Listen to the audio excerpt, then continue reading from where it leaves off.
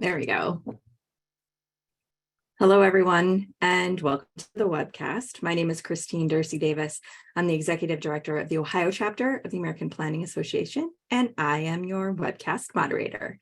Today is Friday, June 9th, and we will hear regional collaboration of utilities and communities towards sustainability and resilience goals. For technical help during today's webcast, you can type your questions in the Q box, and I will do my best to help answer those technical questions. As you think of any questions for our panelists, please also just type those into the Q&A box. We'll get to those at the end of the presentation during the Q&A. And if your question is for a particular panelist, I just ask that you state that in your question if you know. Coming up on your screen now is a list of our sponsored APA chapters and divisions for 2023. Thanks to all those participating sponsors for making these webcasts possible and free to members. Today, we are sponsored by a cross collaboration of APA divisions that are bringing you the Sustainability and Resilience series. You'll hear a little bit more about that in a moment from Carla. So thanks to that group for joining us today. Today's session has been approved for 1.5 CM credits and 1.0 sustainability and resilience credits, which is that required SNR credit that I'm sure you've heard about if you're AICP. And you can log those credits by heading over to planning.org, log into your My APA account. From there, you can search by today's title or event number, both of which can be found on our website, ohioplanning.org/planning webcast. So if you have trouble finding today's session to log your credits, just head over to our website and you'll find the event number and title that you can copy and paste right into the search function. If you're on social media, be sure to like us on Facebook. That's where I post any important date or time changes.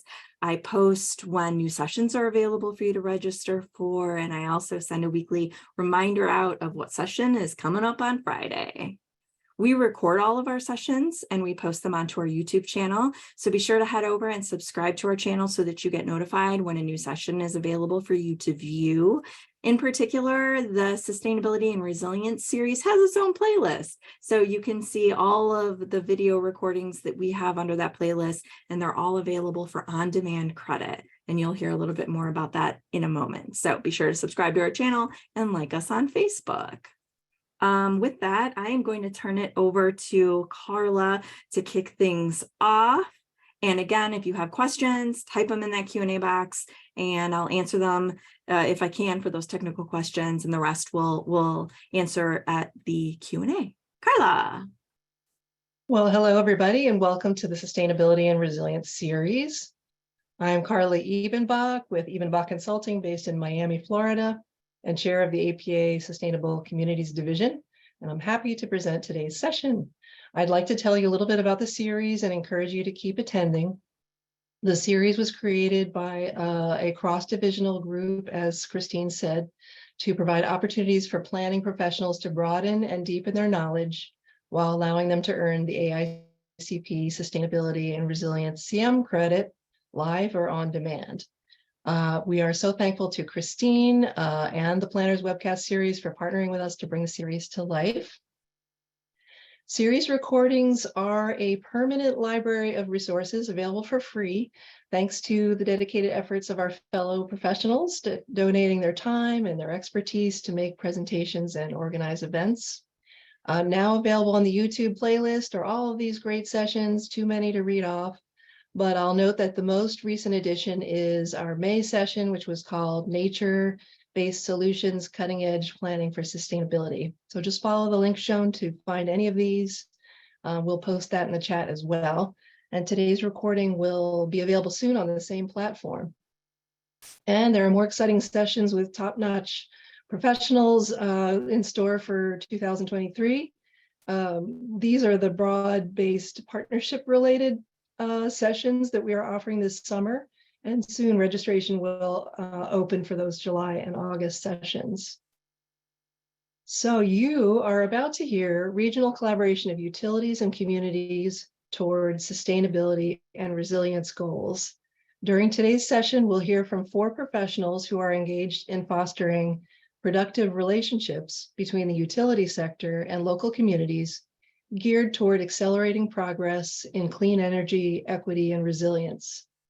The two initiatives you'll hear about, one based in Minnesota, Wisconsin, and Colorado, and the other in the Southeast, Tennessee, Alabama, Mississippi, Kentucky, Georgia, North Carolina, and Virginia, are utilizing each their own unique programmatic approach to regional needs.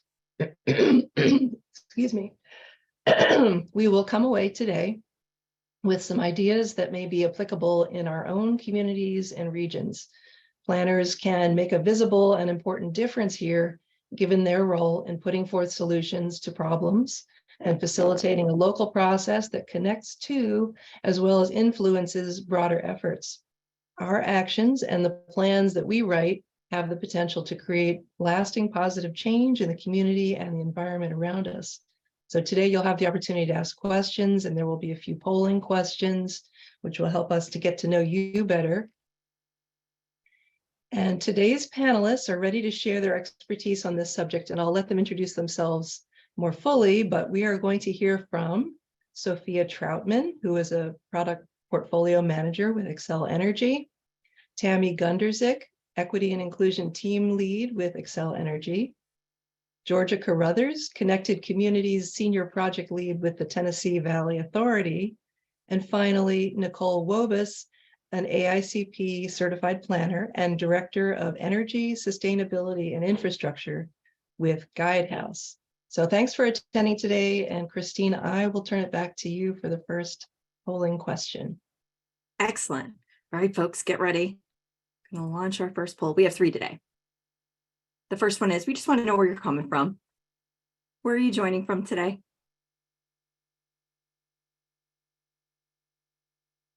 Let us know.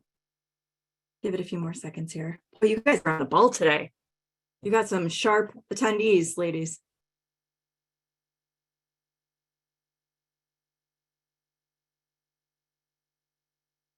Okay. I'm going to go ahead and end our poll here. Share the results. We're from all over. We've got a nice mix from everywhere. Good. Okay. Nice to have everybody. I'm going to go ahead and launch our next poll. All right. Here we go. Does your community have a climate action plan? Yes, no, we're in the process, unsure. What is a climate action plan? So those are your options. So go ahead and select one.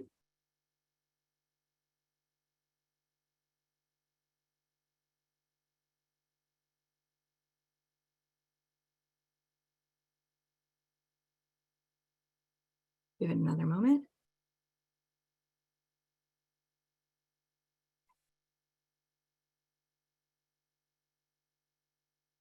All right, I'm going to share these results here. 37%, nope, we don't have one. 30%, yep, we do. 15%, we're working on it. 16%, I don't know. And 2% is, please explain to me what is the climate action plan, which we will be getting to today. Perfect. So our last polling question here, and I'll give a couple extra seconds because this one is a little bit longer. We want to know if your community is working with local power companies on strategic planning initiatives. So select all that apply. We've got energy efficiency, renewables, economic development, resiliency, EVs, broadband, and then of course the I don't know and the not sure and the no. So I'll give this one an extra moment. It's a lot to think about.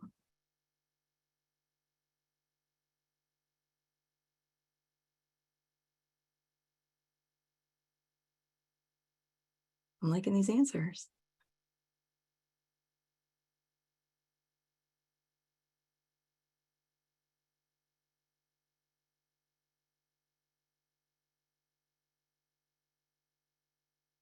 Give it another second.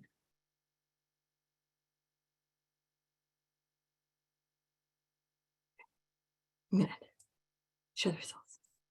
Okay. Highest 37%. EV charging. I guess I'm not personally surprised by that either. And then energy efficiency comes in next, followed by renewables. What do we got? We got some not sures and some no's for sure. And then broadband resiliency. We got a good mix. Okay. Thanks everyone for participating in our polling questions. And now I'm going to turn it over to Sofia and Tami to share their screen and kick things off.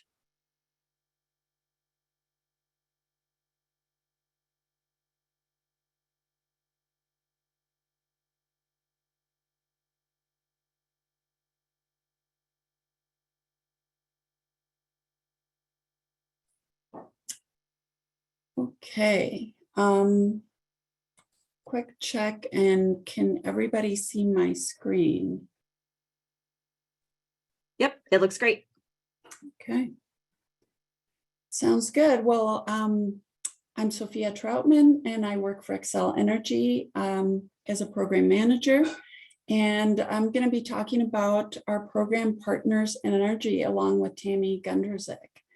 And so what are we going to be talking about? Who is Xcel Energy? What is Partners in Energy?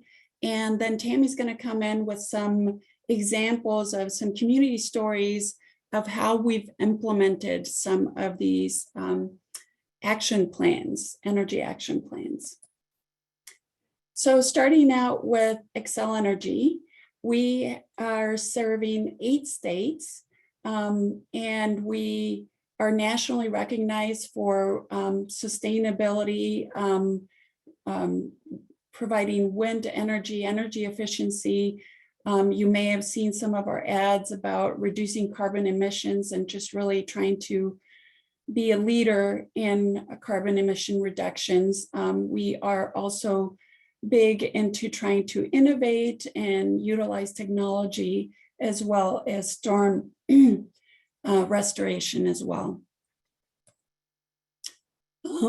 Some of our key priorities are leading that clean energy transition. We are planning on 100% carbon-free electricity by 2050 and reducing our carbon to 80% by 2030.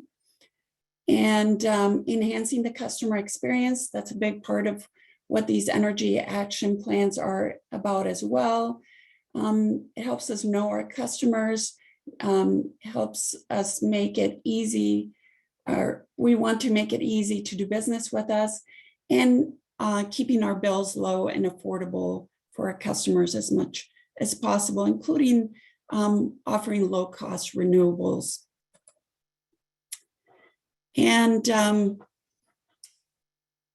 net zero energy by 2050, how are we looking to do that? So part of that is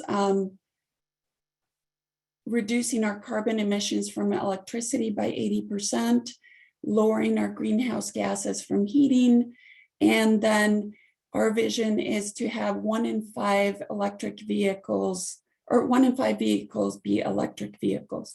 And so again, that is part of the way that we're planning to reach this is partnering with communities that we serve. And going into Partners in Energy. So Partners in Energy is a community-driven plan that we do with communities in our service territory. And it's a 2-year collaboration with communities between Xcel Energy and individual communities where they set their individual community energy plan goals. It's no cost to the communities to participate except for in-kind staff time. And it is really an opportunity for us to engage with those community stakeholders and help them create goals and strategies and implement those goals as well. The planning process takes about 4 to 6 months, and then the implementation of that plan is about 18 to 20 months.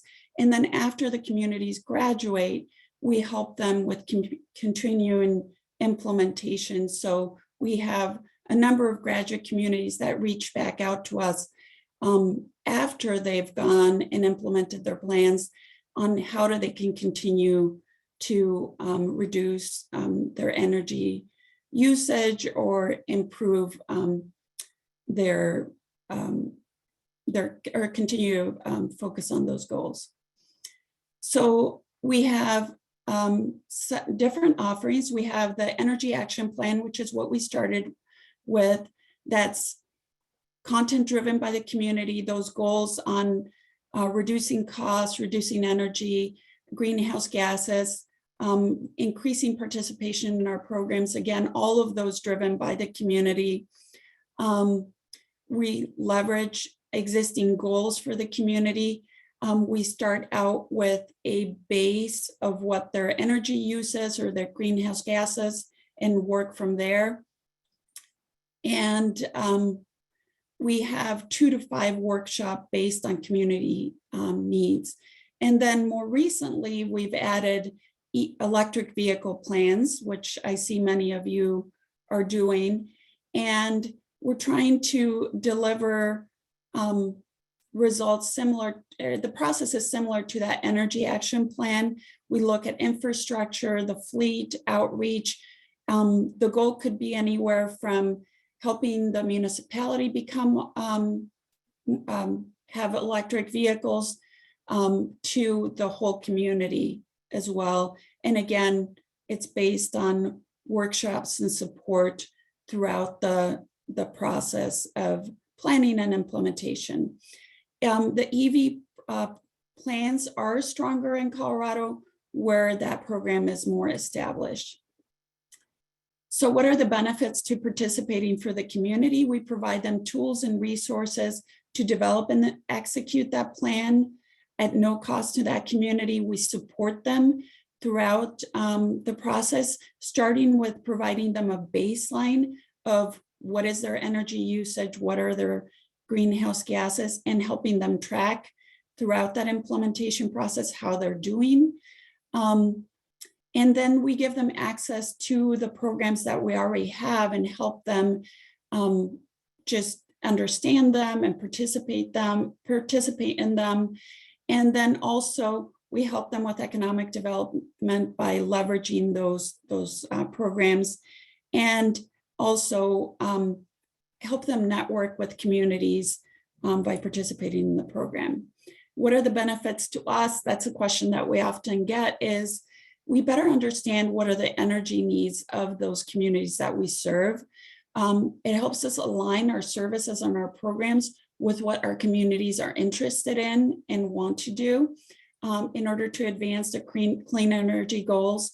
And it helps us build on those relationships with our community as well. We have a number of either communities that are either planning, implementing, or graduates, both in Colorado, as well as Minnesota and some in Wisconsin. We don't offer this program in some of our other states, but basically focus on Minnesota, Colorado, and Wisconsin. And so how do we support our communities? The Energy Action Plan, developing that, we help them implement that plan. The electric vehicle planning, we provide data analysis and some mapping that Tami will share with you. And the development process starts with anchoring what is their current situation, helping them recruit a team. We have the workshops that I spoke of, where we help them develop a vision, focus areas, draft the goals, strategies, etc.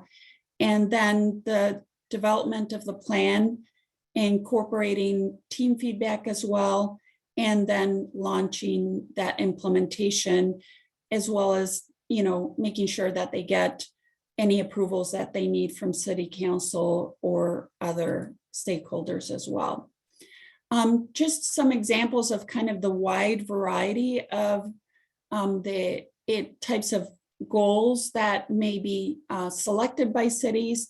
For instance, the city of Fridley really focused on reducing that energy consumption and increasing community engagement. So the focus areas that they picked were residential energy, business and multifamily, transportation, and an EV. Whereas the community of Maplewood really was focusing more on educating and empowering the community and targeting carbon neutrality.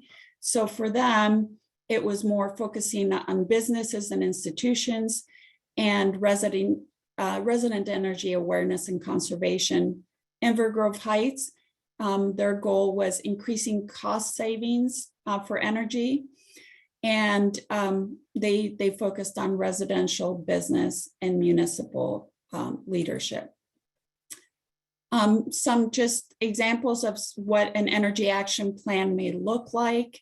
And we'll have some links that we can provide if you're interested of what those energy action plans look like. And then we also provide guides for implementation as well.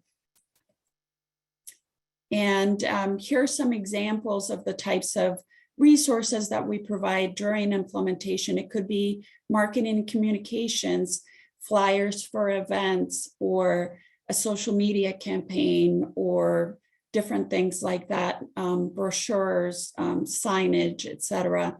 We obviously provide the program expertise of, how do you develop your goal and how do you track how you're doing, all of that. And then project management, setting up meetings, getting notes, all of that, tracking and report development as well. Here are some other implementation examples. City of Northfield, for example, had a historical business area, so really focused on doing free energy assessments in that historical downtown. And so there were materials associated with that. The city of Fridley really wanted to focus on energy efficiency for residential. So you see an infographic there that helps residents visualize what the benefits are for energy efficiency and what next steps to take. And then for the city of Faribault, they really wanted to focus on rental properties and multifamilies. So they had materials for that. And Invergrove Heights, we helped them develop an energy resource website, which is still alive and well. And just some another big resource that I think our participants really value, as well as the cross-community content. They are able to learn from one another. So we have an online portal where they can see what others are doing, what materials they've developed, what their goals are, etc. You see the website there. We also have monthly webinars where they can learn about relevant energy and community topics. It could be a webinar about what's coming up with the IRA or how to better engage multifamilies. And they are able to just not only listen to the presentation, but talk between one another and glean insights from one another. There are multiple in-person or virtual events as well. And there are templates that they can customize for their own outreach materials or toolkits that they want to develop.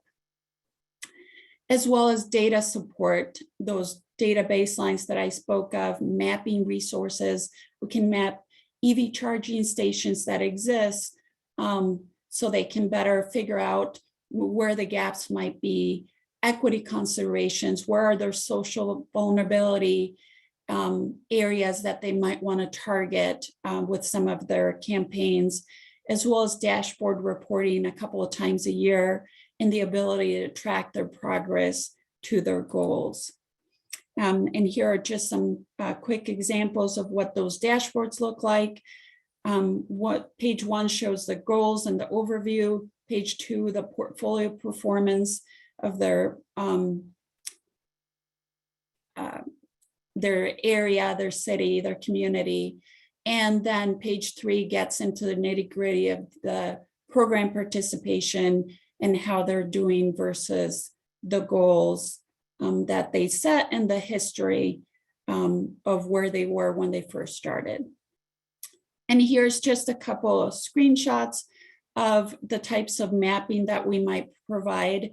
So for instance, the first one on the left shows a static map that can be created that shows electrically heated homes that they could target for heat pumps, for example. And then the one on the right is a more interactive map that helps identify EV public charging sites.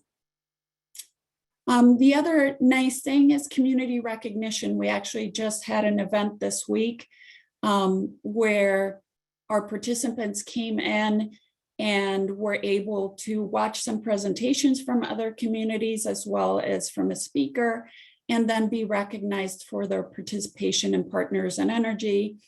And it just recognizes them for their commitment, and it provides them an opportunity to promote what they're doing with their leadership staff as well.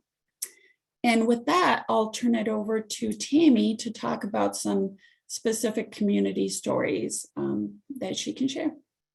Great. Thank you, Sofia. I'm Tami Gunderzik with Xcel Energy. I manage our group that Partners in Energy actually falls under in our DSM program areas. Prior to that, I had the pleasure of managing Partners in Energy. So I've got a little more of the history of what's gone on at some of these communities over the past few years. I'm going to chat a little bit about some different examples of things we've done. What's really can't be understated here is the role of the individual community staff people that they played. If you want to move forward on the next one, kicking up, looking at Broomfield, Colorado. One of the things they were interested in doing with their energy action plan was really reaching out and engaging their income qualified customers. And they did that by bringing in one of their nonprofits, referred to as FISH, which is the Fellowship in Serving Humanity, an organization that was very established in the community. It provides food shelf services, emergency funding opportunities, one-on-one mentoring for income qualified customers. They brought them in on the planning and then worked with them to figure out how to actually do outreach around energy efficiency, focusing on reducing the energy bills to those income qualified customers. Next slide. The results were between with Xcel Energy, with Partners in Energy, putting together materials, and then the community kind of giving the blessing on the content and working in local programs. We put together some collateral to assist them not only on the energy efficiency programs that they could qualify for, but for bill payment. We also worked those into a Spanish translation. They were distributed through FISH, not only at events, but kind of on an ongoing basis. Working in and kind of emphasizing some free home visits we had available where we would actually go in and install some basic energy efficiency measures, as well as distributing LED sample kits at different events. Again, the city staff was kind of integrated throughout that, just providing direction, providing a presence in the community, as well as really being a good connection into FISH as an organization. In Faribault, Minnesota, we worked with the city staff to do outreach to manufactured home parks that existed. They had received a grant where they wanted to test the idea of kind of a meeting in a box, as well as leveraging the trusted messengers. So similar to FISH, they had an organization called Growing Up Healthy that already worked with the income qualified and the tenants of these parks, getting information out to them. So using them to deliver information around in the different energy programs. And meetings in a box was more that we would assemble the information and collateral and kind of have a champion within the neighborhood that would be able to do outreach and help others engage in the different programs.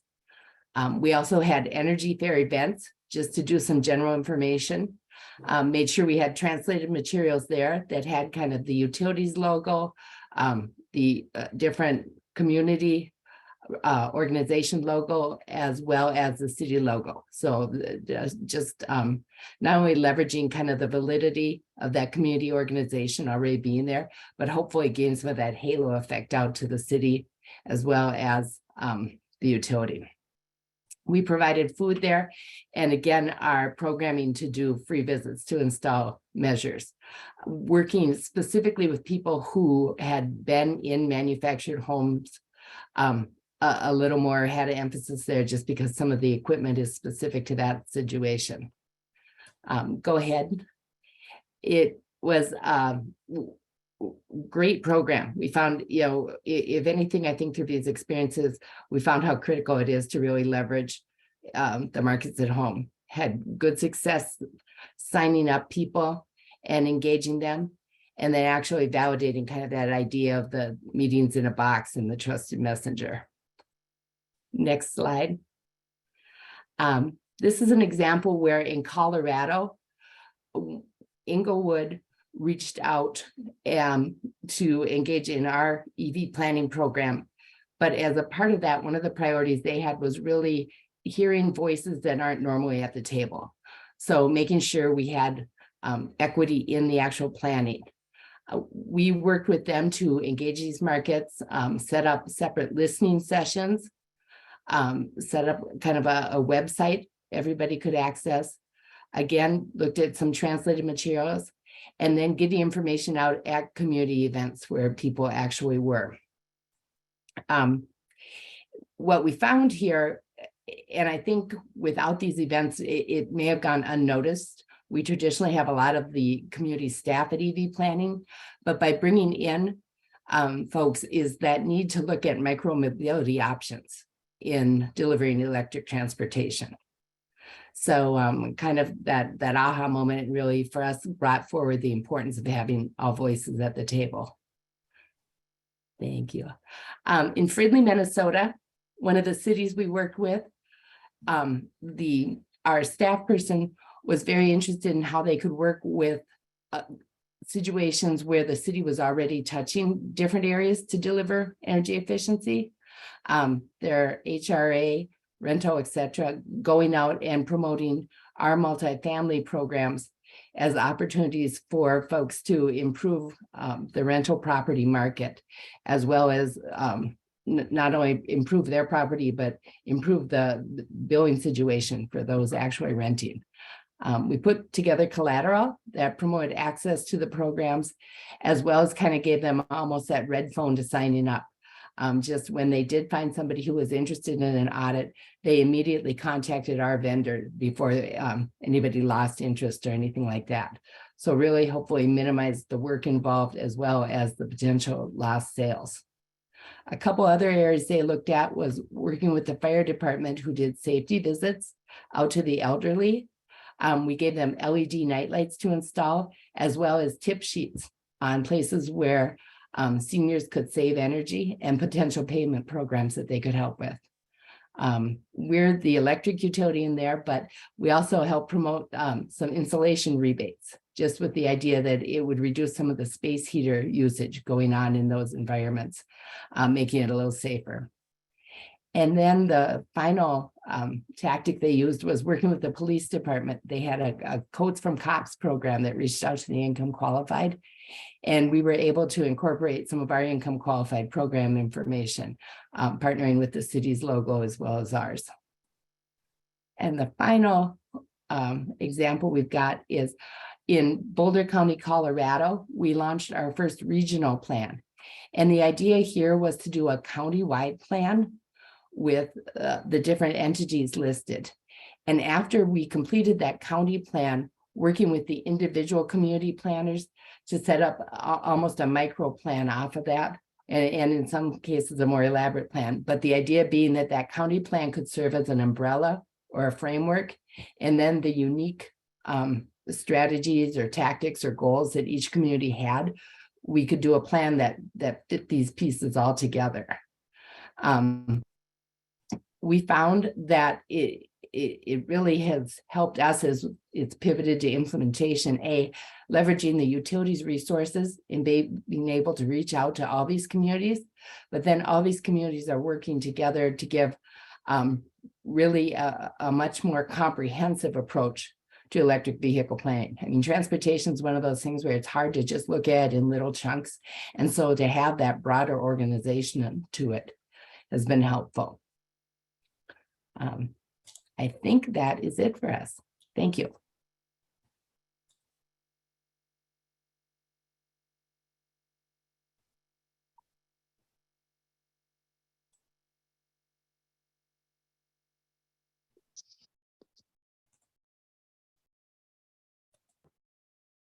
All right. it. Sophia, could you please stop sharing your screen? And Georgia, you can go ahead and share yours.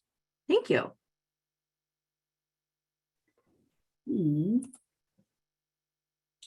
I lost my.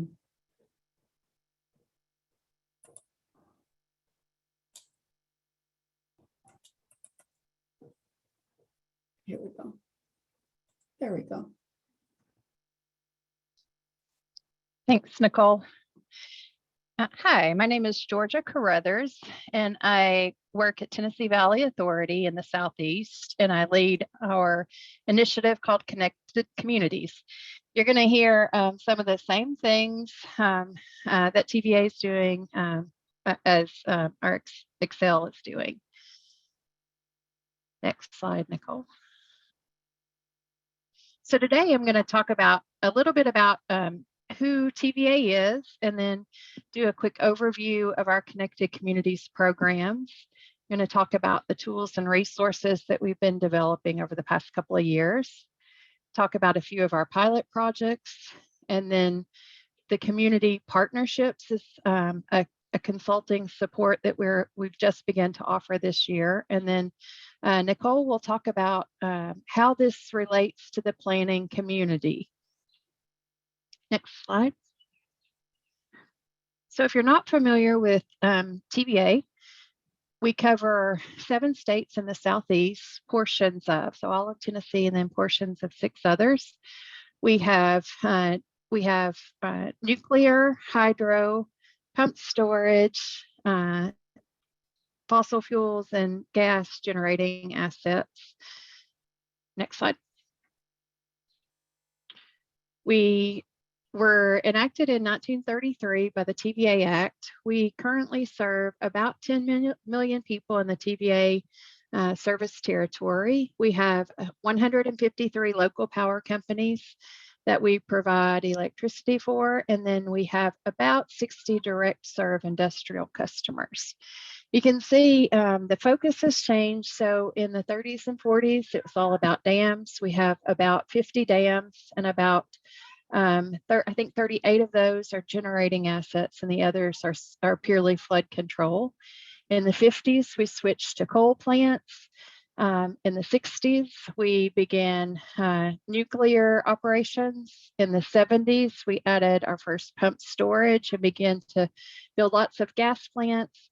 And then now in the 2020s, we're really focused on the energy system of the future, and we're experimenting with small modular reactors, wind power, solar, and really and beginning to retire all of our fossil fuel plants and switch to other cleaner energies. Next slide.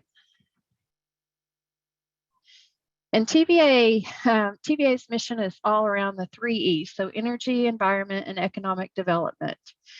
And we, just a quote here from our VP of Sustainability, Rebecca Toline, and we're really looking at the public power model and how to turn that into the energy system of the future. Next slide.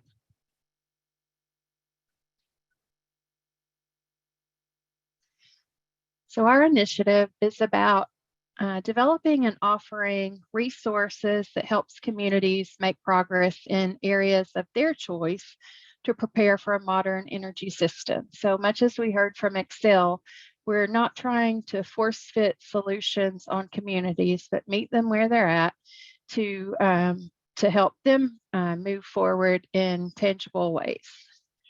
Next slide. We started the Connected Communities Initiative about 2.5 years ago at TVA.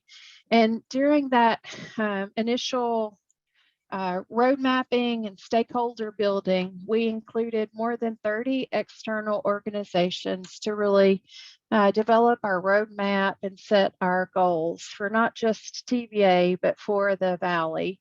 You can see we had a mix of cities of large and small size. We had several local power companies. We had research national labs. We had several not-for-profits that were really leaders in what they do. We partnered with urban leagues. So pretty big mix. And our state environment and economic development agencies. And those partners have evolved a bit, but that's really been it's really made the Connected Communities Initiative much richer and broader reaching than we could have done just within our own organization. Next slide. So we have 4 focus areas that were set by all of those stakeholders and TVA. Broadband and digital literacy, economic empowerment, energy and environmental justice, and enhancing community resiliency. So all of our work focuses in those 4 areas. We've spent the past couple years developing off-the-shelf guides and resources that we've been testing out with communities, and those will continue to evolve and grow into what we hope are helpful to different size of organizations. We focus a lot of our work and the resources that we develop on smaller communities that don't have capacity necessarily internally to move forward initiatives and programs that might be beyond the core day-to-day work. We have offered pilot project funding for communities to submit projects in these 4 focus areas. We are 1.5 years into our first call for pilots. We have 14 projects going, and we currently have an open funding opportunity. It's open until the end of June, and that's on our website. And if you check the chat, it's tva.gov/connected communities. You'll see these resources and the funding opportunity. We have embarked on what we're calling community partnerships in this year. And this is an opportunity to work with communities to do really tailored support, coaching, to use those resources and help communities through a year-long partnership. All of these things have allowed network and partnership building across communities. So TVA's main customer are the local power companies, but then we have mission of service through that TVA Act. And so it's really helped TVA to develop stronger partnerships with the communities that we serve.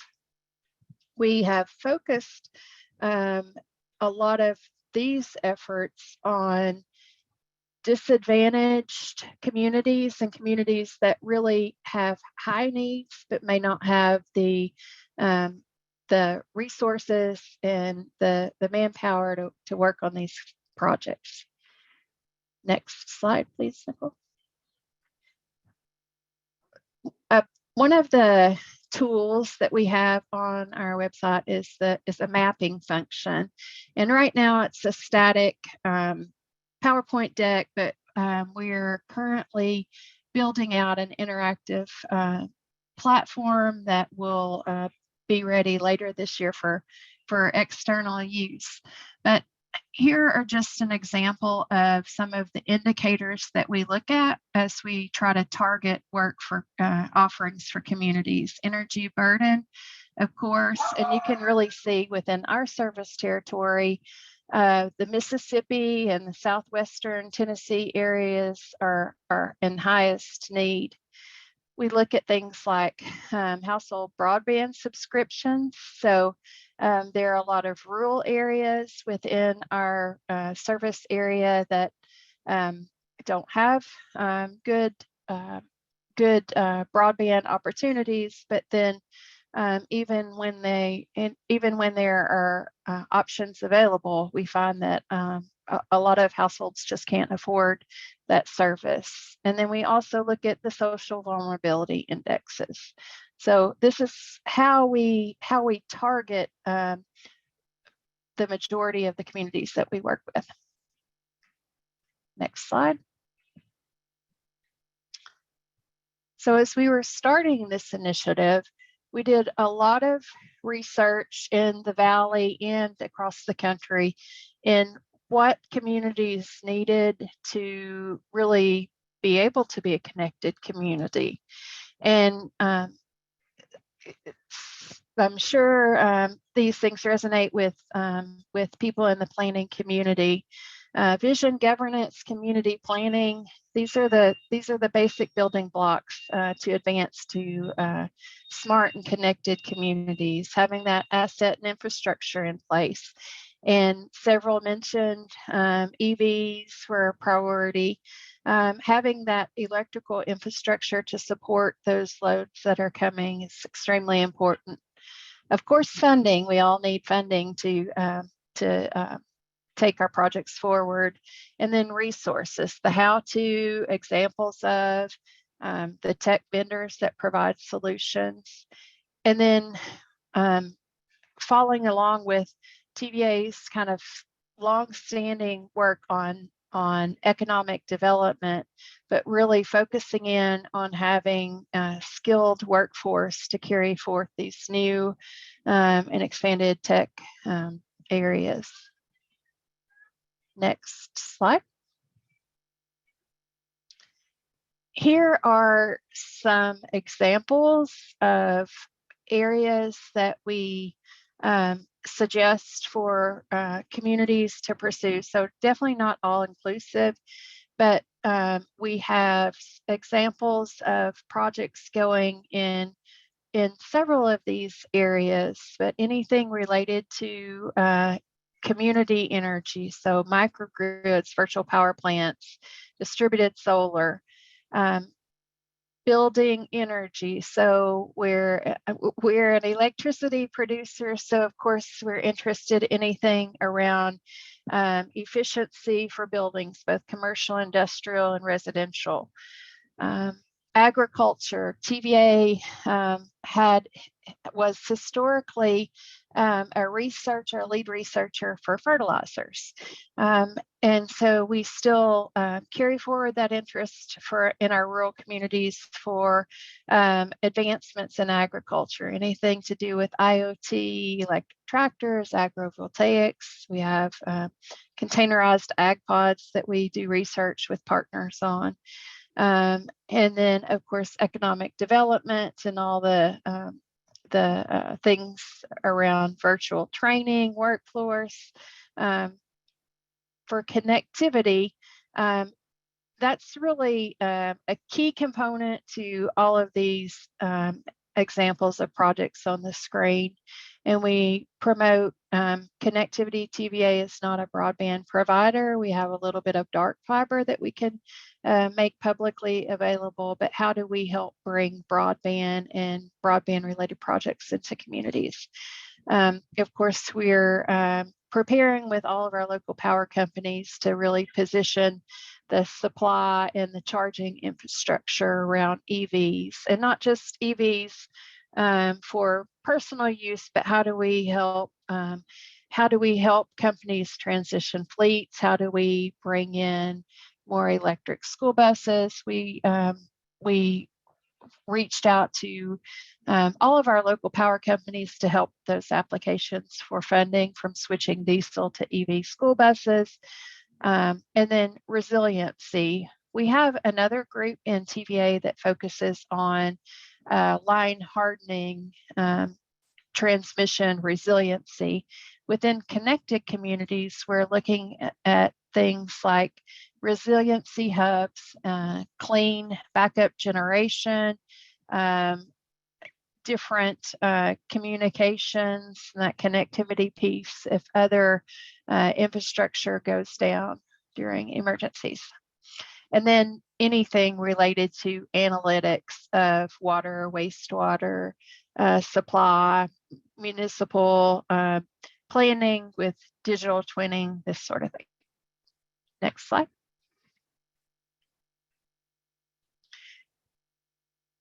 As far as who are our stakeholders in connected communities in our mission, vision, and partnerships, TVA is just one piece of all of the stakeholders that are needed to move communities forward. The 153 local power companies were our traditional, our primary customer, and they're still important. But we've kind of expanded the view and the stakeholders that we worked with into businesses, other organizations, cities, counties, and then the tech partners who are offering solutions. Next slide. So here's our process. Develop a vision and really focus on how do we plan and implement this Connected Communities Initiative program. In fall of 21, we offered the pilot project funding, and that was really, let's put an opportunity out there and see what communities come back with, and try to meet the communities where they're at. And a lot of those applications, we got 40 applications, and they were a lot more basic infrastructure related things than really high-tech emerging solutions for smart cities. So we started with where communities are, and we still try to do that. And then we've been working to build the business case to make this a sustainable offering within TVA.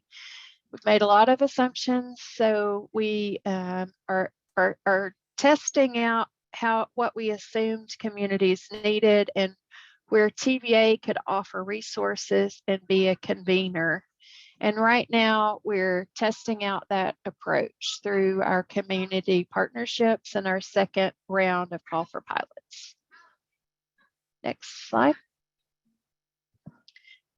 So more about the tools and resources that we've developed. We are on the second version of our guidebook, and this really is the basic strategic document that helps communities prioritize and plan for a connected community solution. And the guidebook principles carry through all the other work that we do. We have a funding opportunities database that we do keep current. There are a couple hundred funding opportunities in there now, and this is a tool that's going to be incorporated into the community information hub that we're working on. So the searchability of this tool will improve in the next many months. We have a community assessment tool out there. I know my boss always says, well, how do you know if a community is connected? So we've put some thought into an assessment tool to try to help communities establish a baseline and then make forward progress. And then the mapping tool that's out there, the 3 maps that we shared are just a small indicator. I think there are 36 maps across across areas related to our 4 focus areas that we're working on. And that's another piece of another tool that will migrate into the community information hub. Next slide. So a little bit about our pilot projects. Here are our 14 current pilot projects. Here are the spending amounts across the 4 focus areas. We've got them kind of geographically distributed. We have on the website, we have more information about the partners and what all these pilot projects are on the website, but a few that I'll call out. Base Camp Coding Academy. This is a program in Water Valley, Mississippi, small rural area, and we've helped the Academy expand the offering to non-traditional students. So it's a year of free school for students to learn how to code. Great program. We have in Murfreesboro, Tennessee, we have a home energy management system. So this is a residential DR program with AI learning built in, and we are doing it at a housing authority, and it involves thermostats and water heaters, and residents get free internet. They have energy education learning that they have to participate in as part of the program, and then there's the residential DR component there. Another great program we have in Chattanooga is at Orchard Knob Community. It's a historically 98% African American community, low income for the most part, and has been kind of overlooked for a lot of social support resources. We have about a dozen partners on this project, but we're going in and the community will get walkable Wi-Fi upgraded, green spaces, Habitat for Humanity will upgrade homes. We provide laptops and digital literacy training, and then are offering 1,000 free telehealth visits, partnering with Park Ridge Medical to the elders in that community. So we're doing, through connected communities, we're able to reach out into things like telehealth and air quality monitoring for health impacts, things that you wouldn't historically think of as an energy provider doing, but we're expanding the way we think about technologies and how they impact and improve our community. Next slide.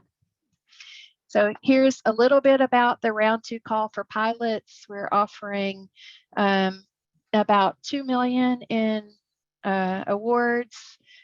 The cost share is 30% of in-kind services, and however the applicant can meet that with is their choice. We expect the max award to be about $750,000, and we expect to select 4 to 8 projects this go around. The focus areas there, we're trying to push the technologies or expand the reach into the areas of our focus. So we're requiring that a project applicant meet 2 of the lists on the bullet point. So I encourage, we're still not, you would have a few weeks if you have kind of a project ready to go. I encourage you to go in and apply. The application process is pretty minimal by design. It's about 25 questions. I will say, since we've got national listeners today, this is focused only in the TVA service territory, and that service territory map is on the website as well. Next slide.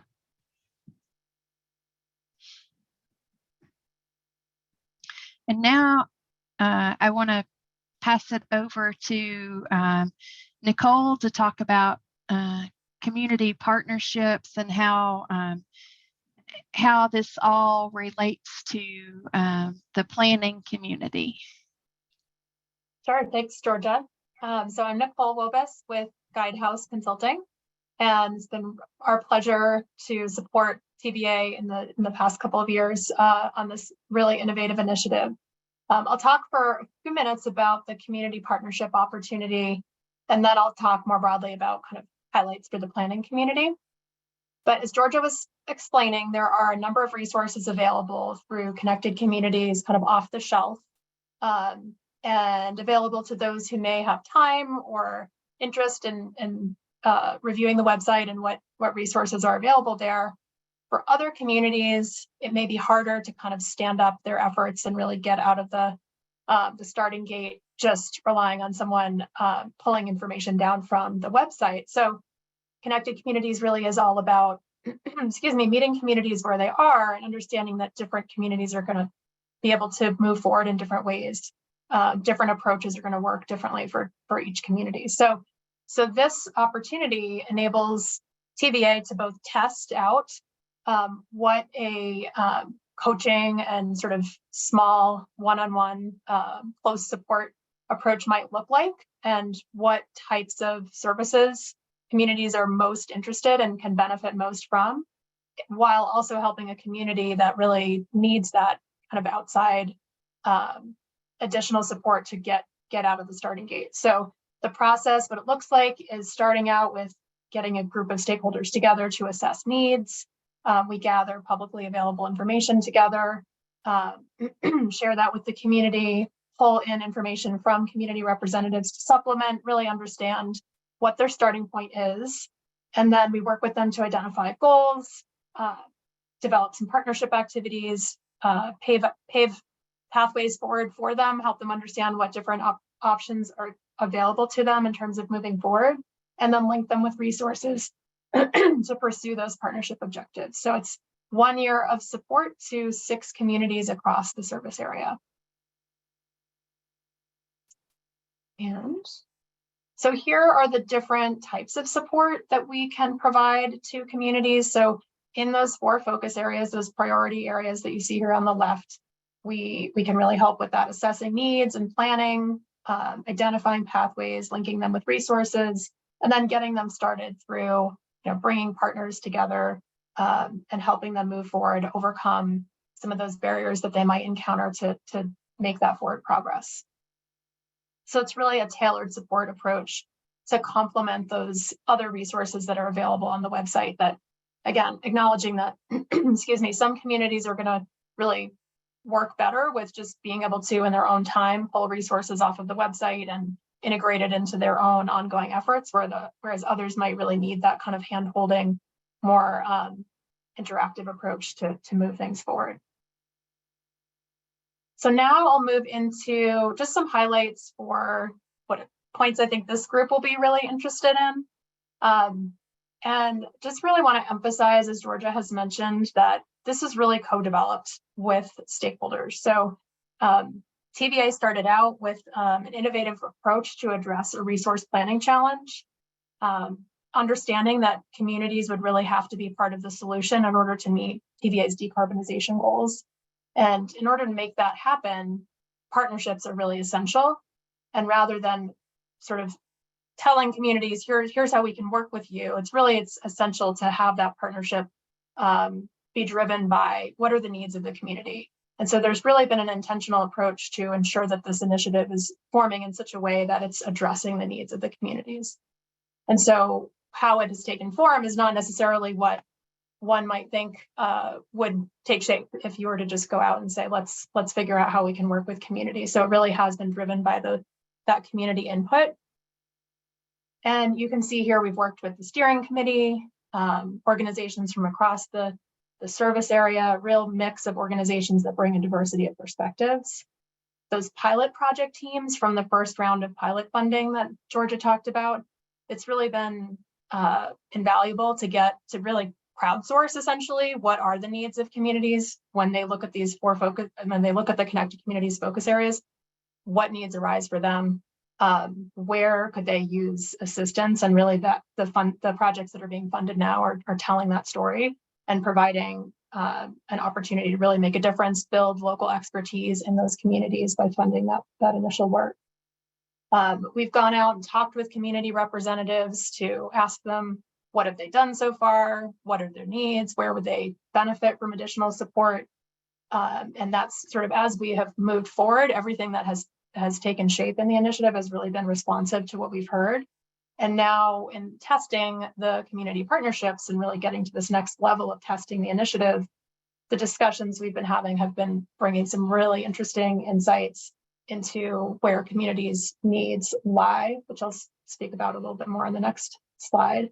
Also, we're offering some webinars to address design thinking approaches, help communities come up with ideas of specific initiatives they can pursue, as well as we're starting out to offer a funding-focused webinar series, a monthly series.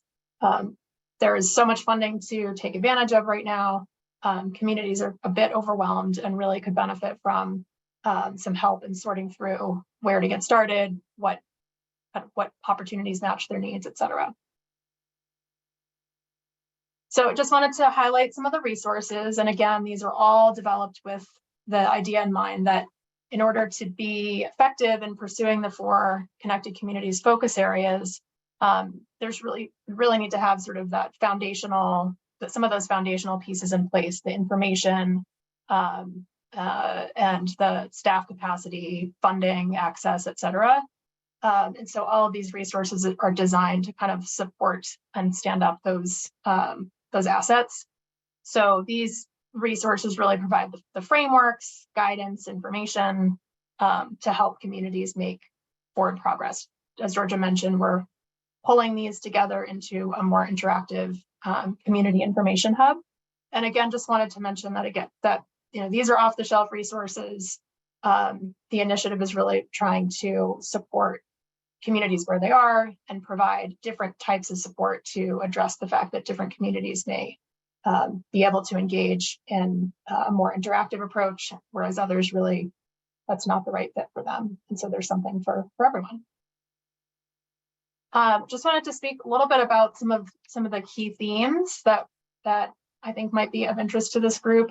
So you've heard us say a number of times, meeting communities where they are, and really acknowledging the interactivity or interrelatedness, I guess, of the focus areas and the success factors, those building blocks that Georgia was talking about earlier. And this kind of wraparound approach is really essential.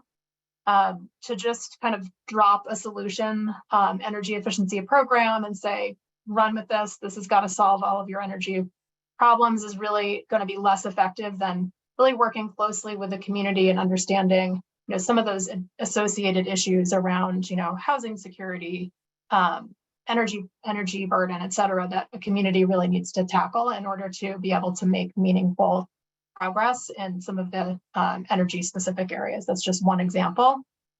So this holistic approach is really essential. And then there is strong interest in accessing funding and quality of life benefits that can really drive communities toward more of a interest in planning. So leveraging the fact that there are these great outcomes available to communities is providing an opportunity for communities to look at getting together, collaborating across key stakeholders, and really planning toward those ends. And so far in the work that we've been doing with communities so far, we're seeing a lot of enthusiasm for getting together and visioning and thinking about how a community can pursue the types of goals they want to achieve in these 4 focus areas, working closely together. And having a platform for collaboration between energy providers and community representatives is really pretty amazing. It opens doors to new partnership opportunities. I know that TVA has been just exposed to a lot of new opportunities just through establishing this platform. We've heard from the Tennessee American Planning Association chapter lead, just some real excitement around establishing these relationships between communities and their energy providers at a time when it's not a crisis, because that all too often those relationships form at times when there's an emergency, and you can really accomplish much more when you're sort of getting ahead of issues.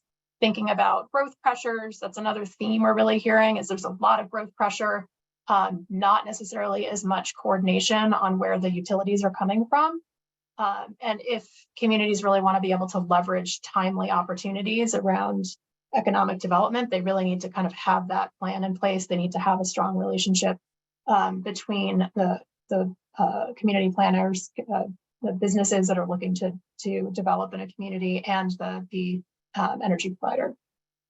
And really, there's a need to fill this role of convener and catalyst. So a lot of communities, the statement you see at the bottom here is just sort of a generic amalgamation of what we've been hearing, which is we'd really love to make progress in these 4 focus areas, but we're either don't know how to get started, or we're stuck. We have too many other things that fill our day to day, and we just, this is not the first priority.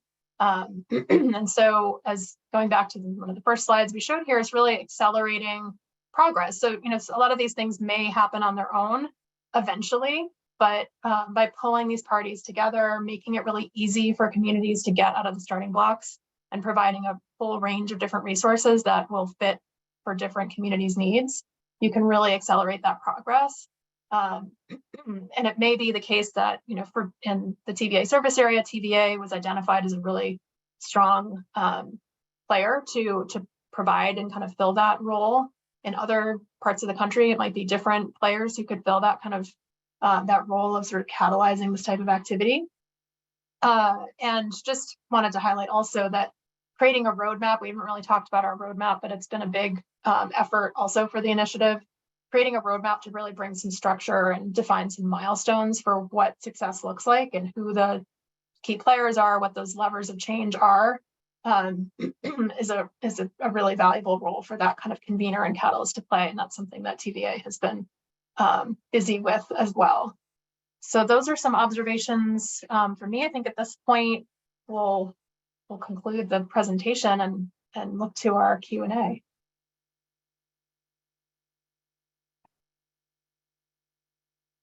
All right, wonderful. You can go ahead and stop sharing your screen. Perfect. If everyone wants to jump back on, we'll get into some questions here. Let's see what we got. Okay, so this first one is, and this is for everybody, as a smaller municipality, what are good strategies to kind of reach up the food chain to regional utilities to see what initiatives they have underway, or to start a conversation on opportunities?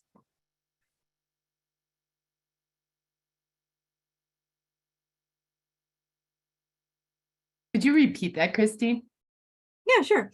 The question is, so we have a smaller municipality and they just want to know what some good strategies are to reach out to the regional utilities to see what initiatives they have underway, ways to collaborate, how to start a conversation on potential future opportunities.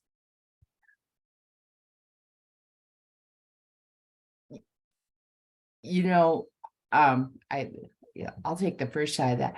Probably even going just with informal conversation. It's so easy right now to set up, a quick Teams meeting or a virtual chat just to find out what they actually have working. If you can connect, if they've got a sustainability department, or hop on their websites and do some surfing on sustainability planning. If they've got commissions in place or that sort of thing, where you can look at the meeting minutes. As well as reach out to your energy provider and find out what they're seeing that's successful in other communities.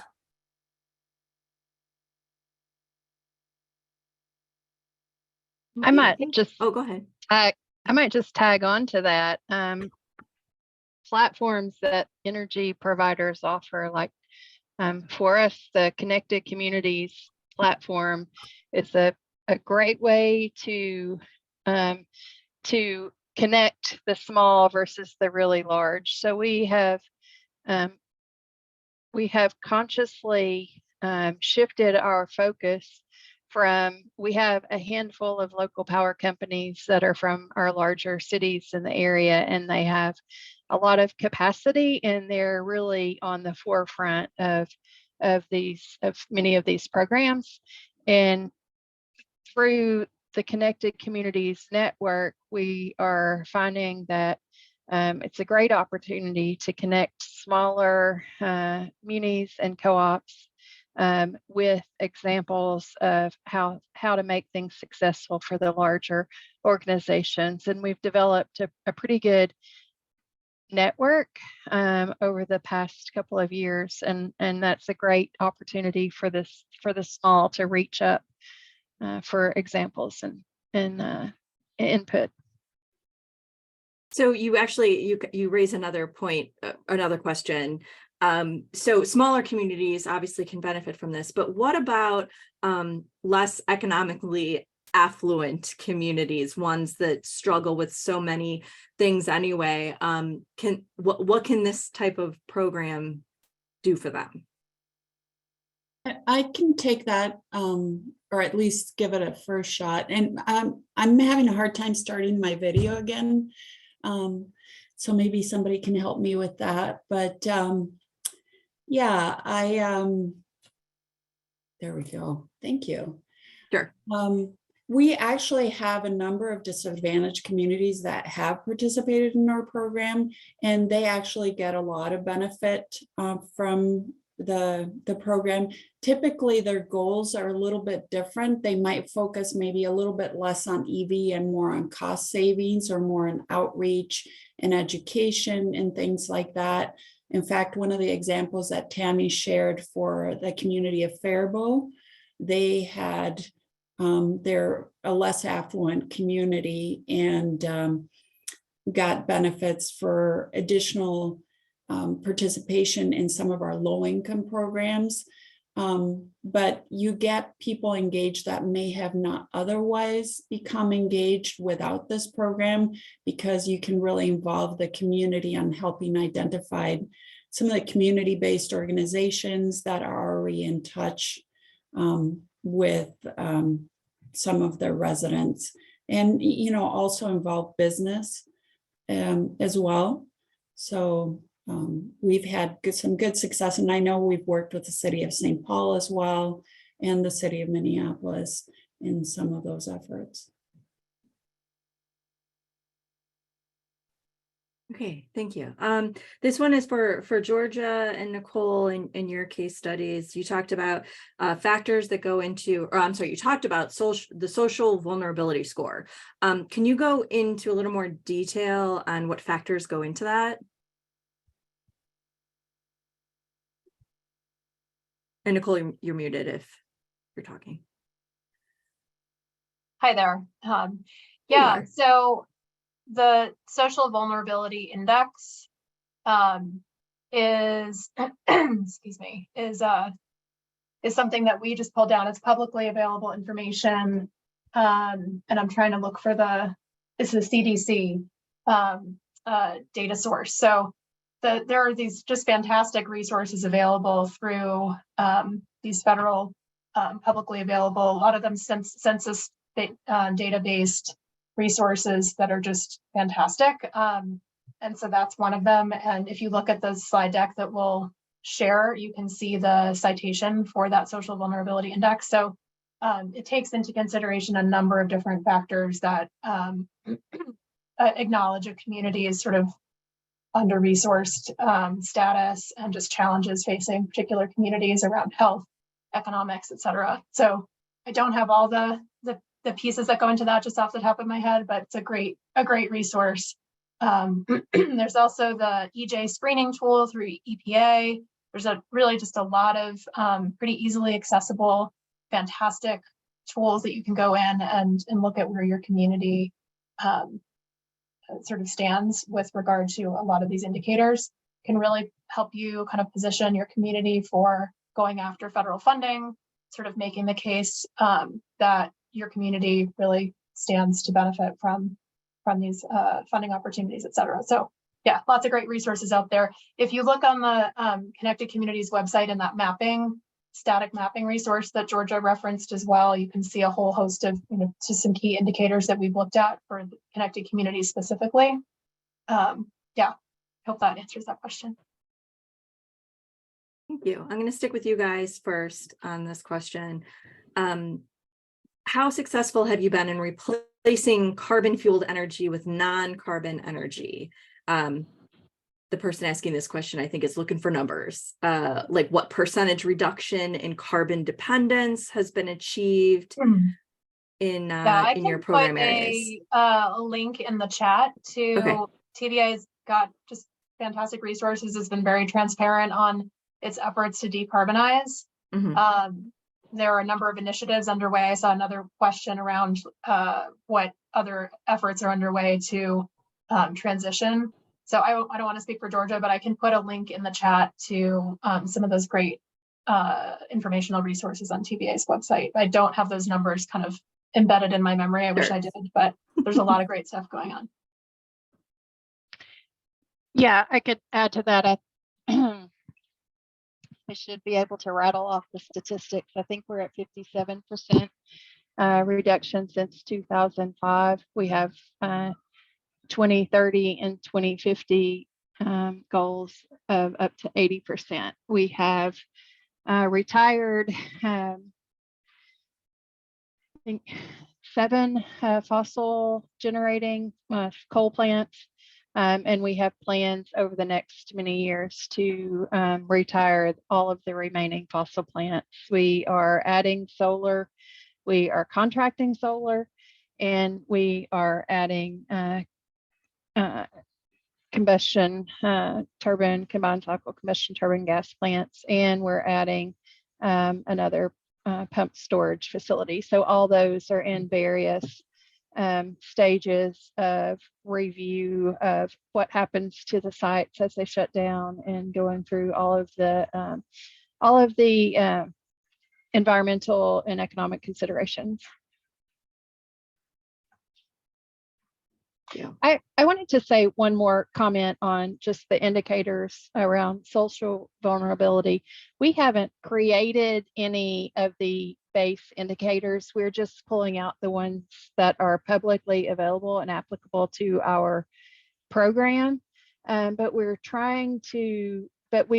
are putting that in the context of our local power company service territory, or a community or a county service territory, to make it the interactive tool will make it easy to overlay and define a specific community. So if they're going out to try to work on a community benefits plan for federal funding, they can hopefully more easily describe the characteristics of their community, and especially if the funding opportunity is looking for disadvantaged communities by either CEQ or DOE definition, we're trying to make those resources a little bit easier to really pull out and quantify the areas of need within the community for those applications. Thank you. Next question, as we're running out of time, and I'm just going to preface that it's a really loaded question, but it's also really important, and it's something I know that we don't have the answer to, but I just want to have a quick discussion about it.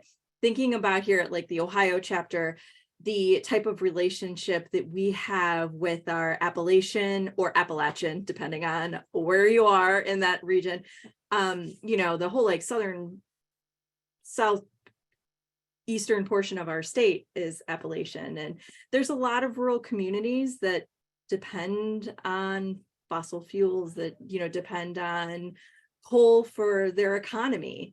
How do we balance that? What do we do? I told you it was a loaded question. But again, and I think really the bigger question to it is, how do we have these discussions with these types of communities? Where do we begin? How, or even just as simple as, our electeds and decision makers that aren't on board with removing carbon from the picture. Where do we begin? Send flowers? I was about to say, I think the workforce question is, I think you had two different issues going there.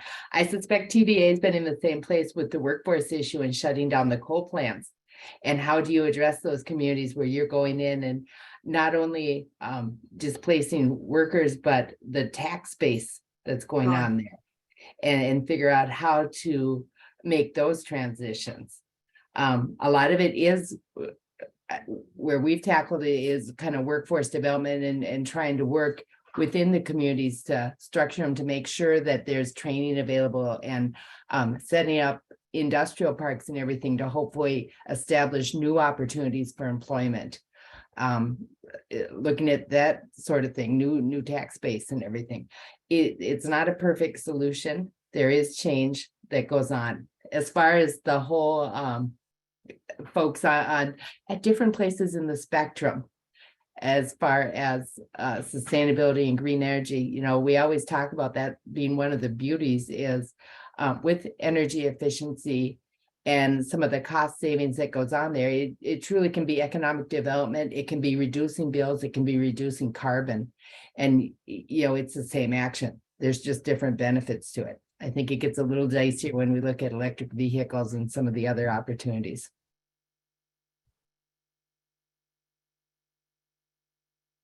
Anyone else want to take this? Thoughts, comments? Tami, you answered that well. I'm afraid it's not the first time we've heard it. Right? It's a great question. And I think you do. You just need to tackle it head on. On that note, it's 2:30. We have to wrap up. There are still so many wonderful questions. So obviously this conversation isn't over and it's alive and well. And I thank all of you for joining us today. And of course, Carla for coordinating through our collaboration of division. So a couple quick reminders. We're recording it. We'll post it onto our YouTube channel. Don't forget to log your credits and head over to our website to register for all of our upcoming sessions. We have a great summer lineup on the way. And you can do that at ohioplanning.org/planningwebcast. All right. Thanks, everybody. And thanks to all of you who are on the line listening. Have a great weekend and we'll talk next time. Bye. Thank you.